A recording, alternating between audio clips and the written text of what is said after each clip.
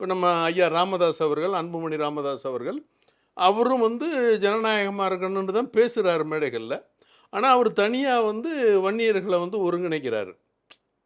தனியா ஒருங்கிணைக்கிறார். வன்னியர் தலைவராகத்தான், அவர் சமூக தலைவராகத்தான் பார்க்கப்படுது இன்னைக்கு வரைக்கும். இன்னைக்கு வரைக்கும் அவர நம்ம எப்படி பார்க்குறோம்? அவர் ஏன் முதலமைச்சர் ஆக முடியல? ஒரு சாராரண வாக்குகள் மட்டும் வாங்கியிருக்கிறார். ஆமா. வன்னியர்களுக்கு தலைவர் அவரு. ம்.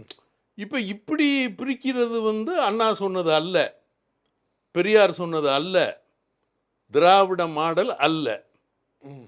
அப்ப இதை வந்து பெரியார் வரைக்கும் கூட நான் ஓகேங்கிறேன். அதனால தான் அவரு அரசியலுக்கு வரல. ம். ஆட்சி அதிகாரத்துக்கு அவர் இந்த மாதிரி ஒரு நிலை வந்துரும்னு நினைச்சாரோ என்னவோ, அது அவர் இப்ப இல்ல, நம்ம அவர்ட்ட கேட்க முடியாது. அவரு நம்ம ஐயா பேராசிரியர் தி.க. வீரமணி அவர்கள் ம்.